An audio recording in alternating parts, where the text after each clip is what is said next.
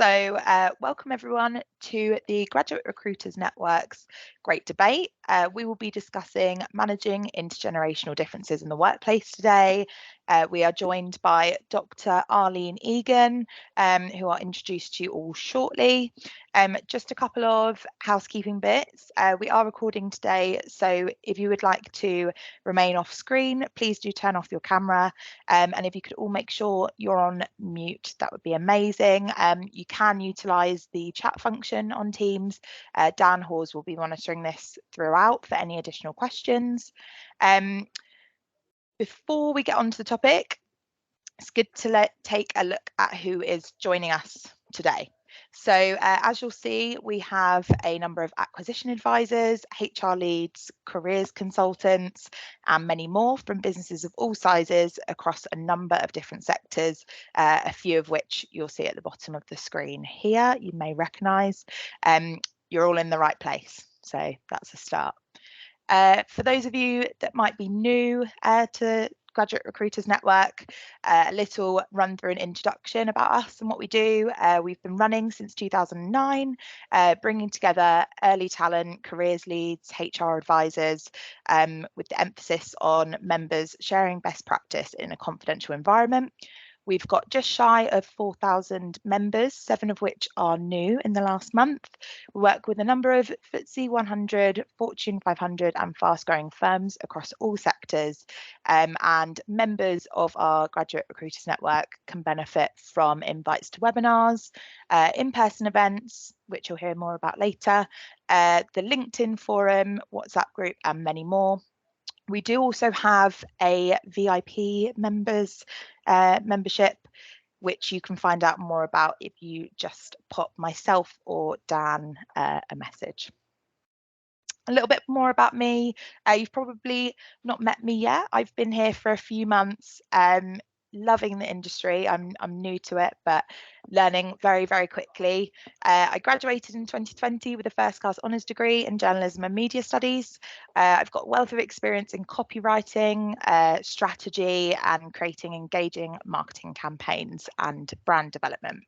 I currently head up our advertising and attraction for our RPO division, and I work with clients like Bank of America, Brit Insurance, Brennershaw, Police Now, and Unlocked. So why managing intergenerational differences? We have had a number of questions from members, and we've seen it in, well, some of the headlines that you can see on the screen here, namely Forbes, HR News, and the Harvard Business Review. There's been a lot of industry-wide coverage about the challenges that a lot of businesses are facing with the 5 generations in the workplace. So many of you have submitted questions. We'll be working through some of those today, but please do feel free to pop any in the chat. As I mentioned earlier, Dan Hawes will be monitoring that quite closely. So do just pop anything in there. If we don't have time to make it through everything today, which I'm sure we won't, it's a very, very broad topic. Dr. Arlene Egan has confirmed that she will be available through our LinkedIn Graduate Recruiters Network forum for any additional questions that you might have within the next kind of 24 hours following. We know it can get your brain ticking, so please do let us know if there's anything that you feel we've missed. So I'd like to formally introduce you to Dr. Arlene Egan. With over 25 years of experience in leadership management and development, Arlene has worked with boards, C-suites and leadership teams to identify the right learning environment to promote an engaging and development kind of area. With a particular passion for learning, leadership and transformation, Arlene is an active researcher in this field. So there's no one better really for us to speak to than Arlene for this. We have identified 3 kind of key themes. Like I said, this is a very broad topic, so we will be working to these 3 key themes today, but as I mentioned, any additional spaces that you feel haven't been covered, we can pick up on afterwards. We'll be covering equity, diversity and inclusion and the links to intergenerational differences, challenges managing intergenerational differences, particularly from kind of a management and leadership perspective, and the impact of hybrid working on intergenerational differences. So without further ado, I'm going to stop sharing my screen and we're going to open the questions to Arlene. So one of the first questions that we have that I think is probably a really good starting point is from Victoria from Lloyds Banking Group, and they asked, typically intergenerational differences are seen as a blocker and cause friction. How do you recommend we change this narrative to enable colleagues to appreciate the benefits different experiences and perspectives can offer? Brilliant. Thank you very much. And it's lovely to be here with you this afternoon. So thank you for having me. And this is, such a powerful topic for organizations as well. So great question. And I suppose the first thing to think about is that difference is always hard in organizations. So, anybody that's in ED&I, anybody that's driving these agendas, even the fact, if we can call the elephant in the room, really ED&I shouldn't be owned by one person in an organization or a team. It should actually be a way. It should be, an approach that an organization has, rather than the responsibility or accountable to a particular team. So when we think about the blockers, sometimes it has to start off with, how open is your organization really to understanding what this difference is, in terms of where we might need to work harder in order to work differently, but also to understand the benefits. And it's not just now that we're talking about the benefits of diversity on a team. When innovation, a number of years back, when innovation was the buzzword, there was so much information, so many studies done on the power of diversity and trying to challenge thinking. A lot of organizational success, as we know, will come from where climate and culture is being led. And often the strongest influencer for that is at the top. So, we can see, and we've all seen cases, I'm sure, where hires look very similar in terms of demographics and across so many demographics. And, traditionally, people at particular generation, particular stages of their career, it's been harder for them to get jobs, whether that's starting off in career, early career, or whether that's later career. There's biases that we're dealing with all the time. So in terms of the blockers, really the first thing to do is to understand what actually those blockers are. What are we dealing with? Is it old school leadership teams? Is it cognitive biases and assumptions that we hold? Is it a lack of energy and enthusiasm to be able to actually deal with this difference and to really understand how we can maximize it?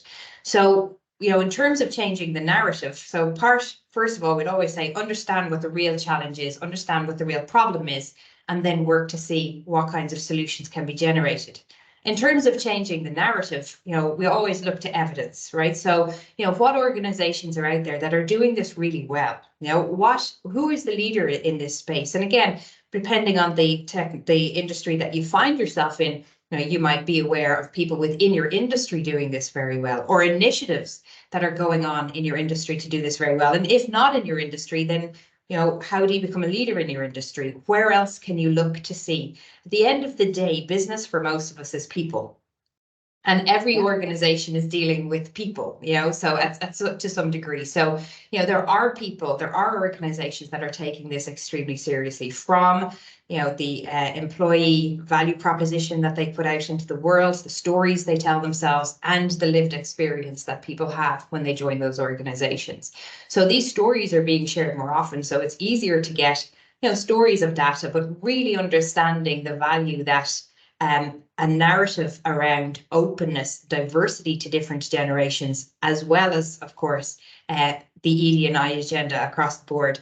Now, this is a really good starting point, but really, I'd say step one, understand the problem. What's the issue that you're dealing with? And then it's easier to find that solution, because you're going to have different blockers or different types of blockers in different organizations.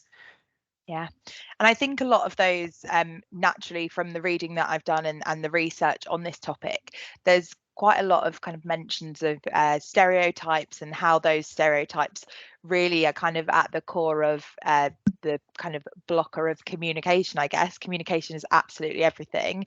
And if we don't know or understand each other's communication forms, that obviously causes a bigger issue. there is a lot of questions and a lot of talk in the media about reverse mentoring. What's your take on reverse mentoring, Arlene? It's reverse mentoring can be an extremely powerful tool. It can also be an extremely cost-effective tool. So for organizations that don't have high budgets for learning and development, or different kinds of development programs, reverse mentoring is something to consider.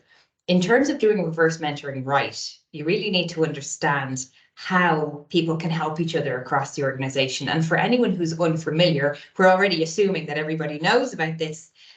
Really, it's about when we mentor backwards. So when you take somebody, in this case, you take somebody at a later stage of their career and somebody at an earlier stage of their career, and that later stage person is learning skills from that younger person. Now, when you say it and when you think about the potential power of this method of learning, if we know, this is the industry I'm in, we know nobody ever remembers what was on slide 6 of a development program, right? That's just not how learning works. Yeah. We know that learning happens through relationships, through stories, through experiences, and through interactions. So imagine the power of somebody whose early career, maybe new into that career, helping change the work practices of somebody who's got so much experience in other parts of their work, to really make a difference to that person. But it doesn't just go that way. When reverse mentoring becomes part of the culture of an organization, the value of that initiative can be seen at all levels, because you're breaking down barriers, not only from a learning and development perspective, a skills and performance perspective.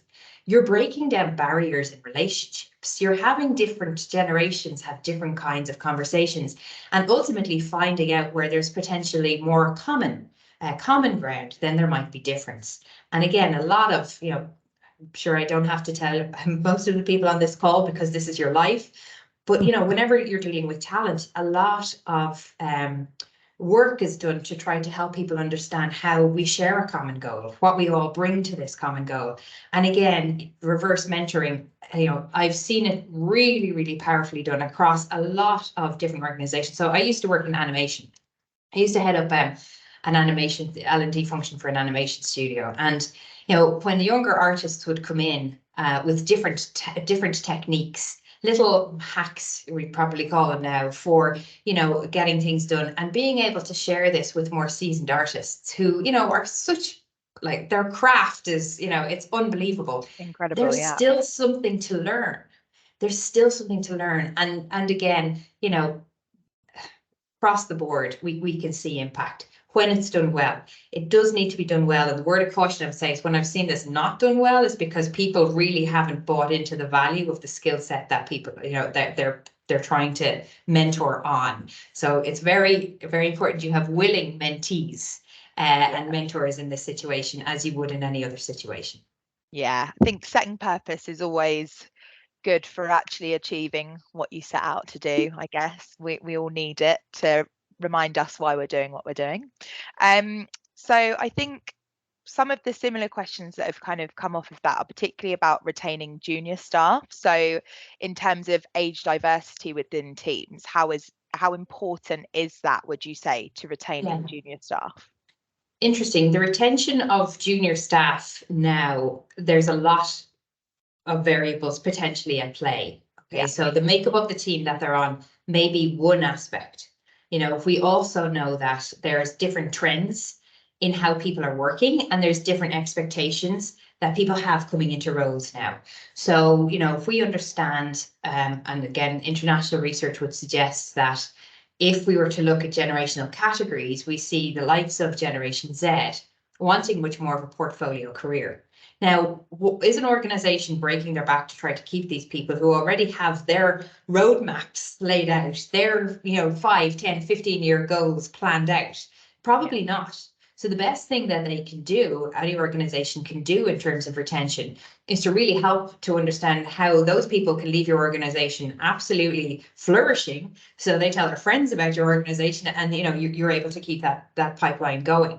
So in some aspects, organizations don't have control over how long junior talent is going to stay. in other times, when we think about the culture and the climate that people are joining, you know, there was that saying, and it's still true to many, many degrees, that people don't leave a job, they often leave their manager, or they leave the culture that they're finding themselves in. And so, you know, there is a lot of emphasis, there's a lot of focus, and companies that aren't paying attention to company culture for all of their staff, they're going to be the ones really struggling. So when we think about junior talent, we think about team. It comes back to how much of a sense of belonging do those employees feel? Do those people feel? Yeah. How welcome are they made? How much, you know, in terms of empowerment or that ability to bring their skill set and to use their skill set on the team? So, you know, across the board, what we find in organizations that we work with is when we get the basics right in an organization, and that's communication, that's respect, you know, that's giving people autonomy and agency. When we get that right at every level, we see positive performance, and we see loyalty, if you want to call it that. We see people bringing their best. So, you know, again, it's not always about age differentiation or demographics. You know, people like to find people they can talk to and that they can relate to.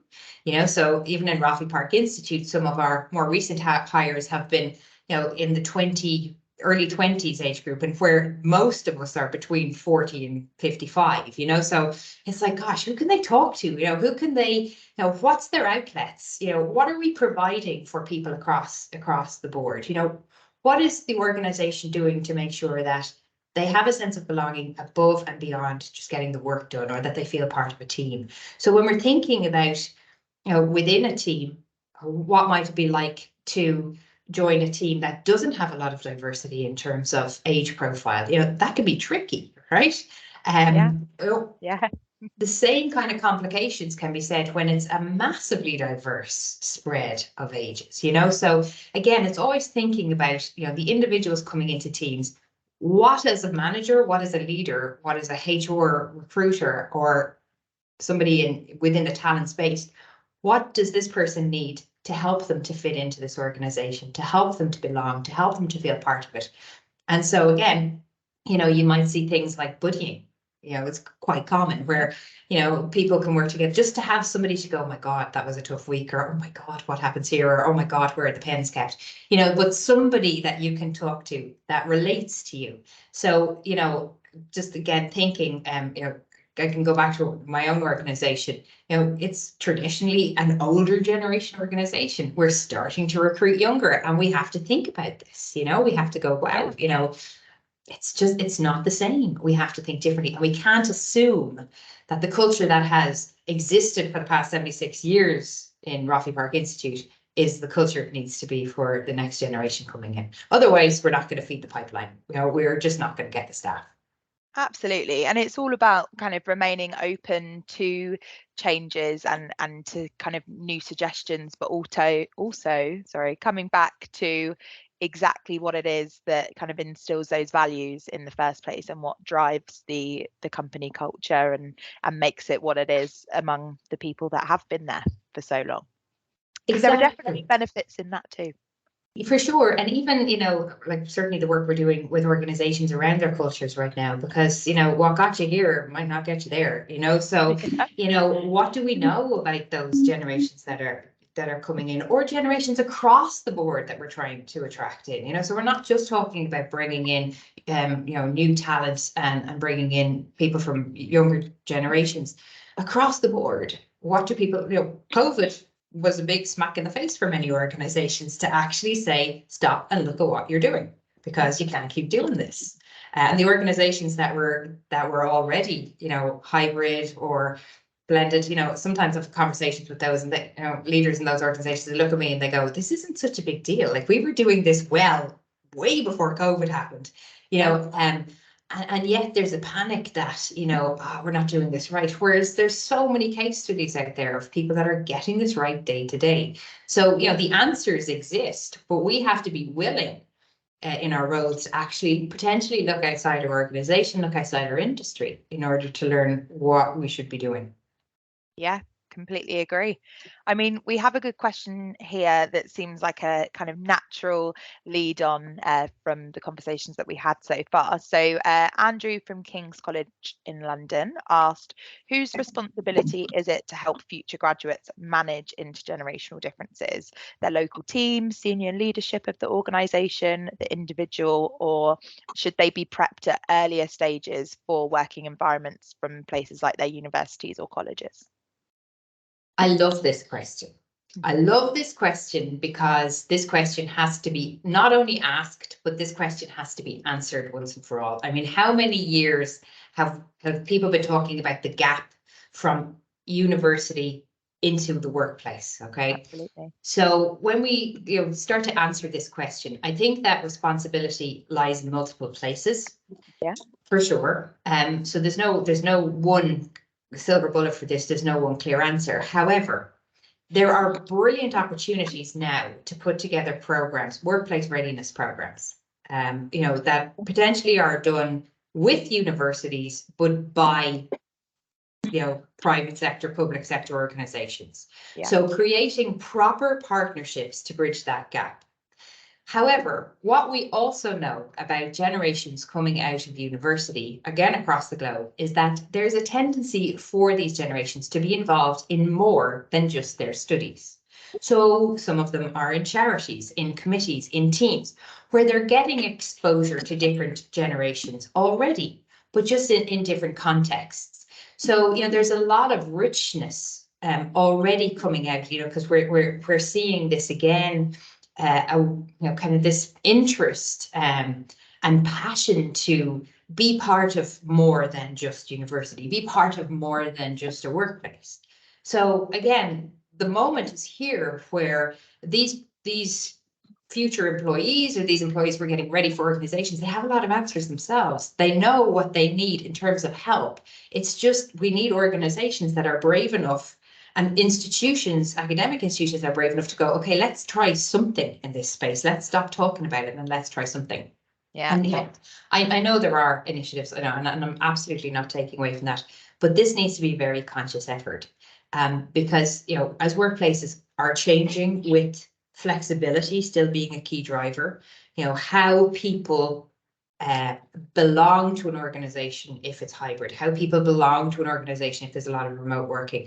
There are different skill sets required, and why wouldn't we help in that? So I would see that responsibility for that. I think that industry and education need to talk much more seriously and more urgently about this, and genuinely. I know of one organization that's talking to us about this, so I can start to see things moving. But something has to actually happen. It's not just talk. Get the But wheels it's in motion.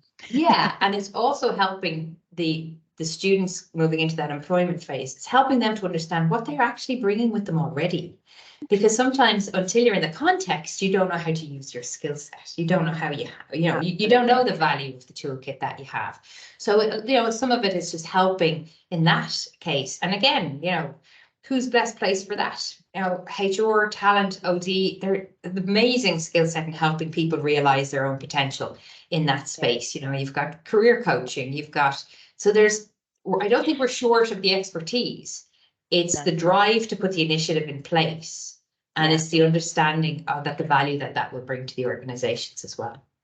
Absolutely. And I mean, we attended the ISE launch of the survey that they do annually, I think earlier this week, and there was some fantastic insights. I mean, namely, one of them that's particularly relevant to what you've just mentioned is that there is a significant uptake that happened kind of this year and that is forecasted for the next year with regards to placements, internships, work experience opportunities, and those in a sense kind of act as, I guess you could say, a gateway to that kind of space where you do get that experience with a kind of lesser pressure of having the know-how to implement your skills in that space. I will move on to the next question, and these are we've got two in a row, and they're both from quite different perspectives, so this will be really interesting. Tyrese, one of our graduate mentors of BDR Group, asked, as a manager younger than their direct reports, what is the best way of earning respect and having colleagues understand that you are the decision maker? Yes, I feel the pain of this because in my current role as CEO, I am one of the youngest on my team. And again, I'm working with an amazing executive team who have some of them have been in work twice as long as me. And, I have to get them to trust that the decisions that I'm making are the right ones. So I completely get this. And again, we can see this not just, early to early stage career, we can see this across our career, right? We can see this in many, many ways. So brilliant question. And a lot of this is to do with credibility in action. And, first of all, it always comes back to, does the manager in question, whoever you are, do you back yourself in your decisions? Okay, because if you back yourself and you understand why you're making this decision, then, that's half the battle. The other side of it is really about communication.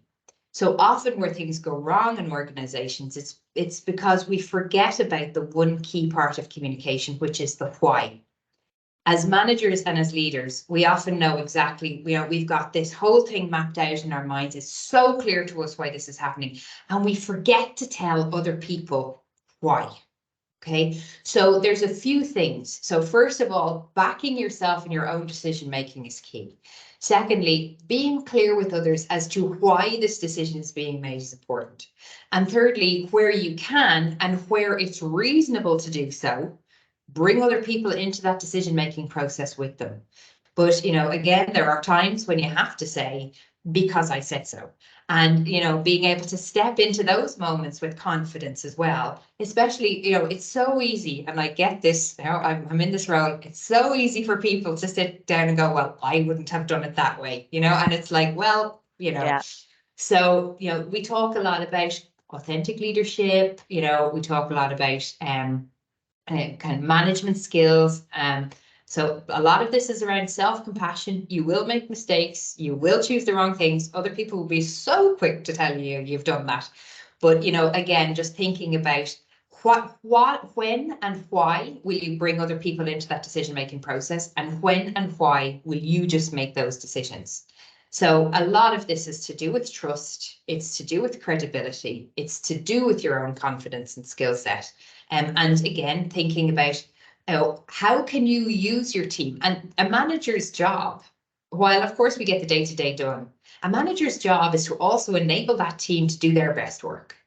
So again, if you have, that going back to that very first question, if you have a diverse skill set around you that can help you make the best decision, why wouldn't you draw on that, And so again, get rid of that myth, because I'm a manager and because they know more than I do about this job, this industry, all pressure's on me. Absolutely flip that on its head and go, right, we're all in this together. What do you all think? I will make the final decision. But share your knowledge, share your expertise with me. And it's amazing how when people feel listened to, respect rises. When they feel genuinely listened to, respect will rise. Yeah, brilliant. So the next question, like I said, this is a little bit kind of opposite to the question that we've just had. So Tony of Dynamics Consultants asked, as someone who is approaching retirement age and has been in the IT business since 1976, now working with apprentices straight out of school, what would be the best methods of communicating? Brilliant question.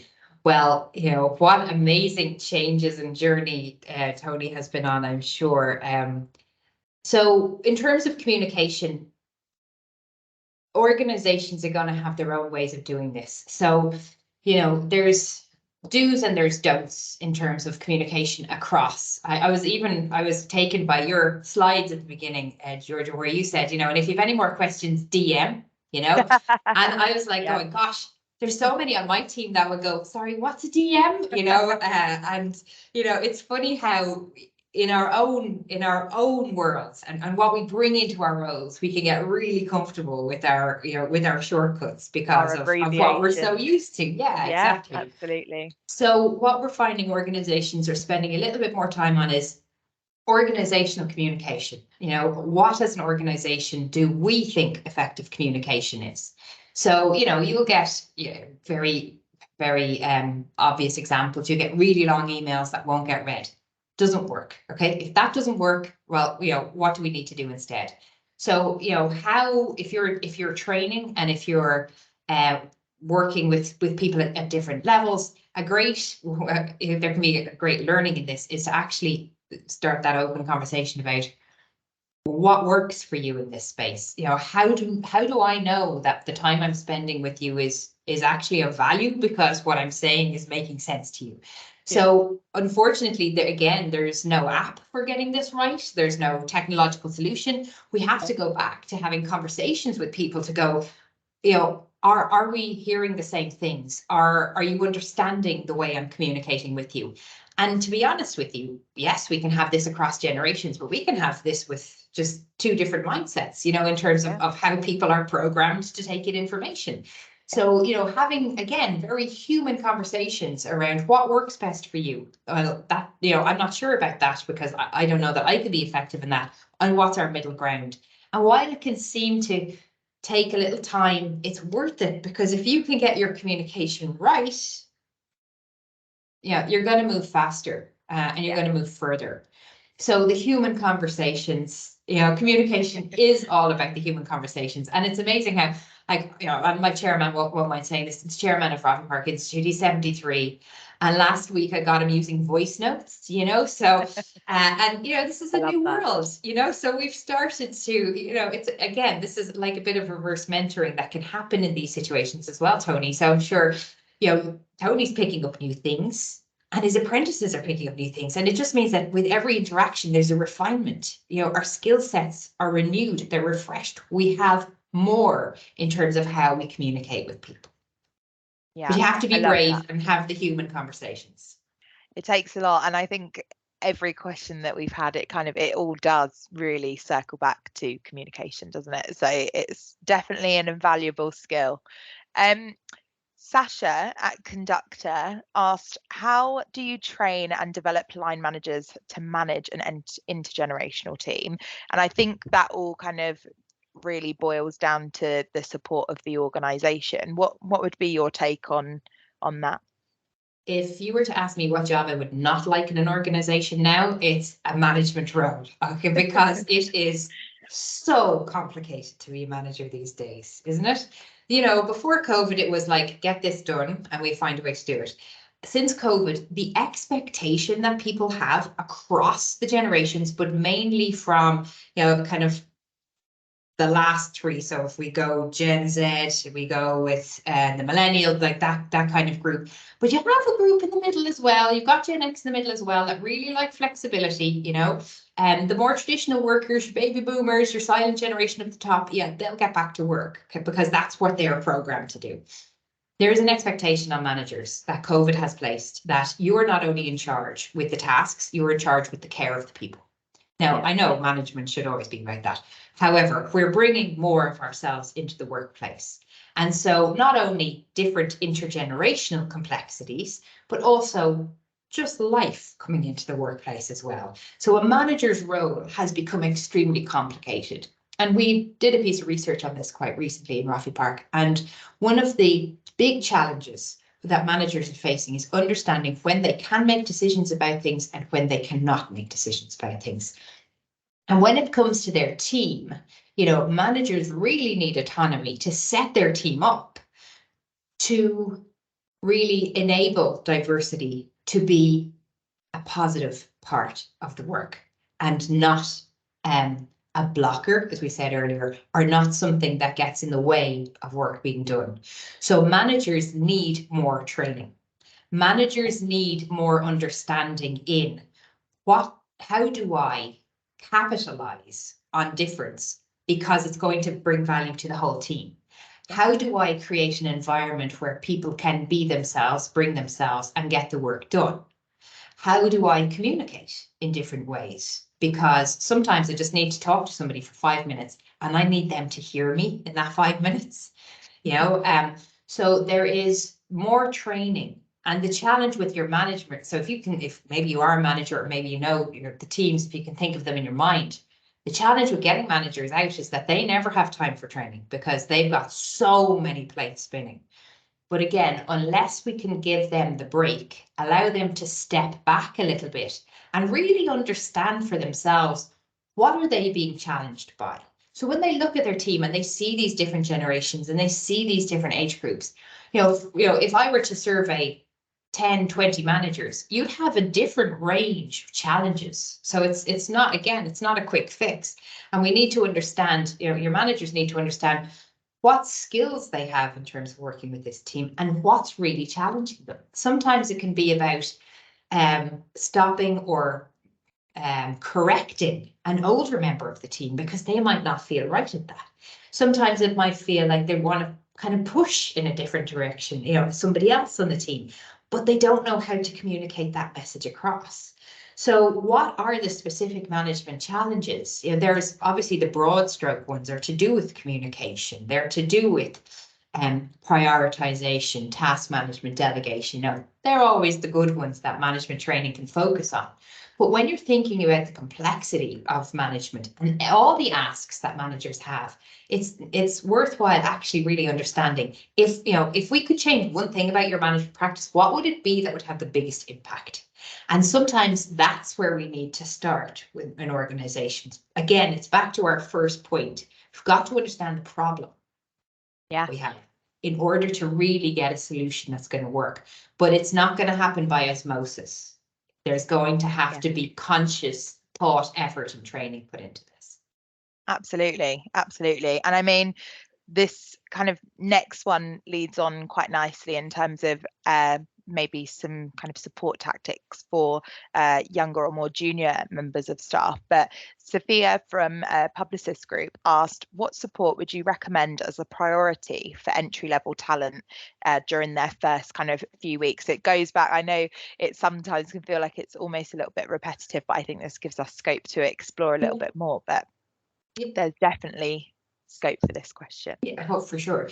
So, again, in the first few weeks, what's going to be of most benefit?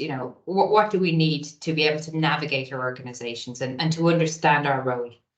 So again, understanding how the organization communicates, because it's different. And,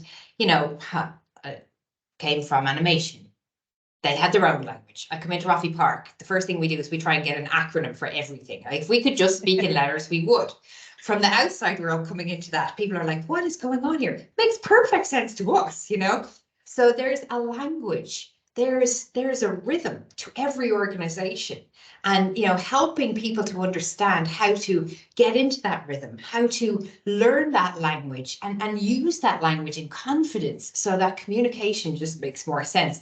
I would love to be very open and say, imagine if we got rid of all of that stuff, but organizations are too busy to be that mindful. So, how can we help? Absolutely help with communication, help to understand that, help to understand the real authority that people have. Okay, so often in a new role, you're learning your place, but we generally have a little bit more scope than we might think. And as somebody coming from, younger generation, less experience, really helping them to understand, what space they have around them to make their own decisions, to be autonomous, to reach out. But one of the key things that's being talked about in the literature, and I really agree with this, is helping new people to build their network from the start. And that network should comprise people from all generations across different business areas so that when they might not know why they need that person in their network now, but there can be a time where they go, do you know what? I need somebody who's been through this before and it's none of my peers. It's somebody else in the organization. So, helping with network, helping with communication, and helping with understanding their own autonomy, their own agency, it's critical. And sometimes we overlook it. Yeah, agreed. I think in terms of kind of taking note of the many different roles that the attendees in this discussion have with us today. So acquisition advisors, HR leads, careers consultants. Is there anything that you think should be kind of a standard, I guess, that we should have in order to prepare our managers and leaders that rely on us for these types of conversations and changes that might come from having a diverse generational team? Yeah, so that's a very interesting question. I think helping all managers around intergenerational diversity. So we used to do quite a lot in Singapore, and this was really common, really common. However, organizational culture was so strong that the difference was a lot less because the culture really impacted how those generations worked. You know, there was a lot of conformity.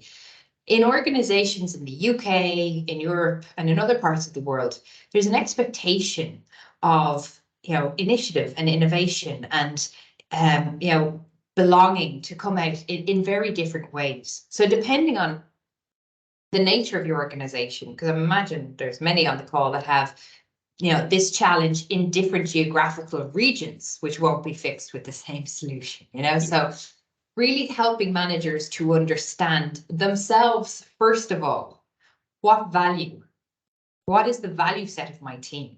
Because when the manager sees it, it's much easier for them to understand and to help communicate that to the team members. If the manager's not even thought of it, or if the manager's going, I'm so exhausted trying to manage all of this difference that I can't see the good in it. Just give me 5 people that are all the same because my, you know, it'll just be easier. And of course it would be. But that's not the point. The point is that you want the best people in the best roles so that they can do their best job. So a manager's job is to be able to understand, what is it that my team have? What are the skill sets? And what's that combination that when I put them together, I know I'm going to get, you know, X, or I know I'm going to get Y, or I will absolutely not put that combination together because it's just not going to work right now. So a manager really needs to understand, you know, from an emotional intelligence perspective, from a skills perspective, looking at that the holistic nature of the team. But it has to start with the manager. And the manager also has to understand the manager's influence on this team and how this team works. So if I'm a very nervous manager or apprehensive because I'm not sure how to manage, the team are going to pick that up. You're leaking all the time. So how managers understand themselves, their own biases, their own assumptions about the team, and potentially, you know, how we might challenge those assumptions in order to come out with a different outcome. Brilliant. That's a fantastic kind of perspective. I think a lot of people will see the value in that kind of takeaway. We're going to move slightly more towards hybrid working now. So we're kind of in the last phase. And I think this in itself is just, it's so huge. Like you mentioned earlier, it's impacted absolutely everyone from every corner of the world, actually, quite frankly, in terms of hybrid working and the changes that that's had on every single business. One particular question that I think is a really great one is from Adela Pike from ProForest, and they asked, how can we manage peaks and lows of project work which might require overtime when younger generations are resistant to commit to such kind of overtime within their business? Interesting. I would love to know more about this question because, you know, again, how are we asking for work to be done? So I'm assuming that there are people probably on the call that say that might not be such an issue for the younger workers I have, as in it's not always a broad stroke trait that we see. So I suppose resistance to and commitment, you know, one of the big trends in the research is looking at work ethic across generations and values across generations within the workplace. So, you know, traditionally, again, the silent generation, that's the oldest generation we find in the workplace, and the baby boomers, the next one. Traditionally, work ethic very high, commitment very high, civil service, I'm in this for life, this is my company, this is what I do, and I will do what I'm asked. At other generational levels, there's a different work ethic. Now, I'm not saying that's not seen, but generally speaking, there's also different values. Yeah. There's different values is, thinking about, actually, I need work-life balance versus, I will do whatever this organization needs me to do. So understanding the value system of the people that you're attracting into your organization is going to be key, because and sometimes I've seen organizations fall into this trap of themselves. They've told beautiful stories about flexibility and work-life balance. They've told those stories. Yeah. And in reality, it's like, well, actually, no, you not this week. I need you to do this. And so sometimes employees rebel because this is not what you sold me. Yeah. And is that right? So in some cases, if you've got somebody constantly saying no to you, you could have a performance issue on your hands, rather than this being a generational piece. But really outlining at the forefront, and there's always time to go back. It's not always ideal, but understanding the requirements and laying out the expectations comes back to communication. What are we asking our staff to do at every level? What expectations does this organization have? And this is where leaders can be useful and can be really detrimental. Yeah. Because we always know people look up. And so if they see, as a different example, if they see emails going at night, if they see messages coming at the weekends, the message those leaders are sending is, you're supposed to be working all the time. Now, for particular people, arguably, correct, but I'm not signing up for that. I never signed up for that, and you're not going to get me to do that now. So part of it could be attitudinal, in which case, going to have those conversations. Part of it could be a mismatch of values. And again, we're going to need to understand that more. And part of it can be, we haven't explained how this works properly. We've assumed it's just going to be okay. So again, a number of things coming in, and there's always somebody on the team, no matter how busy they are, they'll just do it. And you're like, oh, I'd like 10 of you. If I could have 10 of you, I wouldn't have to deal. But, again, this is diversity. This is diversity, and diversity is going to require much more understanding, much more conversations, and really more. I don't mean negotiations in that kind of win-win situation, but I mean negotiation conversations so that we can really understand the positions that we're in as employee and employer. Yeah, I completely agree. Tammy, thank you for your contribution to the chat. Tammy's elaborated, saying, I think over time is a question of ownership. How can we encourage more junior members of the team to really own their projects, take responsibility for them, and hence show commitment to delivering them, which might include overtime? Yeah, absolutely. And that's a great question. And we work with managers quite a lot on this. Because again, sometimes managers are brilliant for creating that space for junior members to step into, to have a go, to get some things right, to get some things wrong, and for it to be okay. We've also worked with managers who have created that space and watched people fall on their faces and then given out to them for it. So managers really can play a key role in terms of helping set people up right for their next stretchy challenge. Yeah. But just not letting go. Like just help through that stretchy challenge, because it's only through confidence. I mean, we learn so much when we're put into those situations where we have to be accountable, where we have to be responsible. But certainly what I have seen in my work is the culture of the organization is key for this. So if fear, if deception, if that is how the predominant, like if there's a toxic organizational culture, no one is going to want to own anything, because if you get it wrong, you're going to get screamed at, and it doesn't matter what age or generation you're belong to, you understand this. So accountability and ownership is going to come much more easily, whether it's on a team or whether it's in an organization, that really allows people to have a go, to learn from that, and be supported through that stretchy phase as well. Yeah, and I mean, it all really comes back. I know that when we had our kind of discussions before this, we were talking about kind of the role of management in that situation, and actually how management has changed so much throughout hybrid working that you may have had kind of a manager that's really got a very strong open door policy that might not know how to kind of translate that to a hybrid working environment. And others that have adapted to it really well and have managed to kind of encourage maybe or had an easier time encouraging younger generations to utilize the platforms that we have in place to keep that channel of communication open, and where actually maybe there's some more struggles with kind of older generations who maybe aren't as confident using technology, or don't feel that there's kind of the personal level that encourages you to open up about some kind of issues that you might be struggling with. What would your suggestions be for kind of remediating that on both ends? So I suppose there's three generations to think about in this. What we understand from research is those that benefit most from in work face to face. Yeah. Okay. So they benefit least from online. Okay. Yeah. Are those at the top end of their career. So those in the last stage of their career, because they have always done business face to face.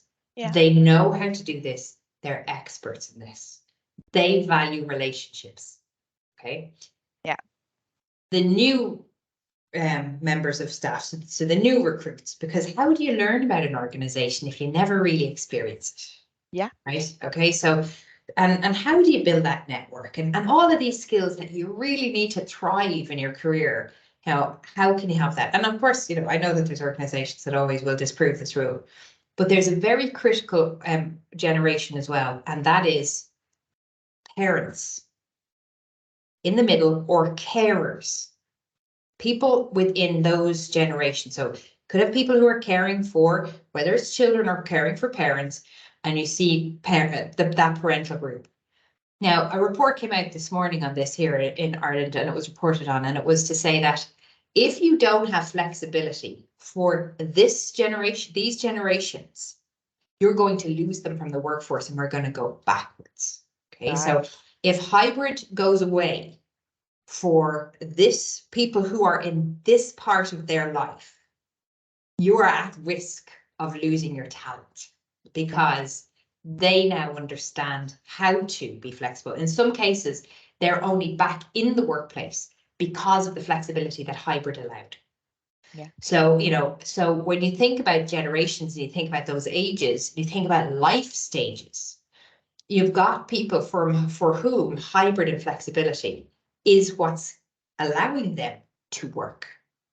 So again, thinking about the generations, there's going to be challenges at every, regardless of generations, which generation you belong to, there will always be challenges, and something new will come in, some new process, some new policy, some new platform. It's going to cause us to be uncomfortable. It's going to cause us to go backwards, go forwards. There's always going to be these challenges, but there's these big warning signs from across the world that are going, be careful of how you treat particular generations and particular life stages, because you could be just sending your talent out the door. So you got to help those that need that face-to-face time. You've got to help those at either end, and you've got to help those that really are benefiting from a balance between being at home, being able to work online, and being face-to-face as well, because it's a key part of so many organizations' demographics that you could just be saying goodbye to. Absolutely. In pursuit of another agenda. Yeah, absolutely right. And I mean, I think we've probably only got just about enough time to cover one more question. I think we may have touched on this slightly, but it would be good to see if there's anything that you can add. What are the key benefits of using a flexi benefit scheme for attracting, recruiting, and retaining individuals from intergenerational talent pools? Yeah, so again, the research is telling us right now that where flexibility is offered genuine, where it's part of, you see it in the job, you see it on LinkedIn, you see more recruitment, more applications for flexible roles. Okay, so employees still want flexibility. Now, I heard the term, what was it called? The return to office agenda or something like that. I think that's going to be the new buzzword for HR and OD to deal with. We'll keep an eye people on are that. Trying to get people back, However, if work can be done in a hybrid way, and if it makes sense to do so for the organization, then you've got to understand in this change, what's the gain? What's the gain for the people? What's the gain for the clients? What's the gain for the organization? And what will we lose through the change? So, I'm working with so many organizations right now that are really trying to get their model right. And there's so many organizations that I know of that were waiting for this to get a title, which is the return to office agenda. Now it has a title. Now it's a thing. Now I'm happy because everyone is coming back. There is going to be a cost to that. There is going to be a cost to that. And, again, so what we know is employees still want flexibility. It's their number one. And in fact, the research report, I can't remember the name of it offhand, but they said that it's not the perks, it's not the money, it's the flexibility. Now, if employees are saying that, that is a powerful message for organizations to ignore. Yeah, agreed completely. And at the risk, isn't it, of if you do follow that. I mean, one of the takeaways from the panel, as I mentioned the other day, we were at the student recruitment survey launch. One of the takeaways from a public sector organisation was that they have always had in-person work. The only time, and they made it very clear before going hybrid that they would return straight after to the in-office work. And it was all about authenticity and just owning it. If it's ingrained in your values that the business runs in that way and it runs well, then owning that will still attract the right candidate for that role. So I think that's a massive takeaway. I think we are kind of coming to the end of our time. It's been incredible. I think we've got some really, really great, very clear takeaways there. So thank you so much for your time, Arlene.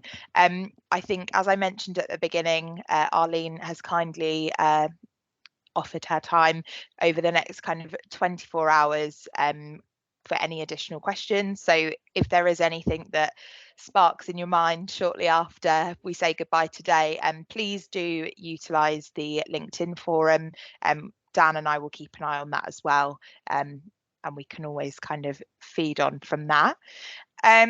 Just before we go, we do have a GRN winter social coming up. So it's on the 16th of December from 6 till 8. I have just noticed on this topic, we do have a QR code here. So for any of you that aren't kind of familiar with these, please do get in touch either on LinkedIn or by email, and we can share those details with you. We'd love to see as many of you there as possible for a nice relaxed evening with some colleagues within the industry. Massive thank you. If you need graduates for RPA or volume recruitment projects, you can always reach out to me. These are my details. And again, if you would like any additional information from today, please do let me know. We will be sharing the recording of this webinar, sorry. So if you do have any other questions or follow-ups, just use the details on the screen. But thank you very much, Arlene. It's been really a pleasure to have you on today. So yeah, take care, everyone. Thank you so much for joining.